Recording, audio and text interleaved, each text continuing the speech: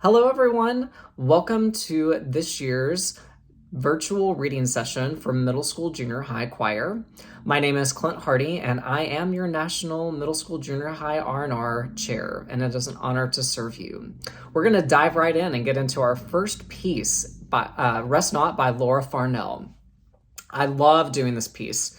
My boys sang this at National ACDA in 2021, which was the virtual year because of COVID. And I can't say boys because everyone identified as a boy that year. But it is a two-part tenor bass piece. The ranges are really accessible. There is a split in the tenor part towards the end, and if you have the high tenors to do it, I would encourage you to use that high tenor part for sure. You'll be able to hear that in the recording in just a second. The basses also have a few optional notes if needed. It's in the key of A major with a key change to B flat major, and it's in 4/4 time. The tempo ranges from about 126 to 132, and there is a slight ritardando at measure 61. The dynamic ranges are pretty wide as well, going from about mezzo piano to fortissimo, and I know my tenor bass choir loves to sing loud, but it does give you an opportunity to teach them to sing softly. There are beautiful moments for crescendo, decrescendo, dissonance and resolve. I love a good suspension. You have the opportunity to teach about codas, which is really great. And of course, altered pitches, those are in there. Make sure your choir watches you at the ritardando at measure 61. It is really important that they watch, and it is a great opportunity for you to teach that. And then, of course, gives you an opportunity to let them write in measure numbers and have to go back and make sure they're writing in. And there are little reminders along the way, which I appreciate in the publishing part of that. And it is an opportunity for your choir to sing a piece composed by a woman. This is an amazing piece of music, and Laura Farnell does magic with this piece. I hope that you enjoyed this recording. This is actually my choir from the 2021 National ACDA Virtual Convention.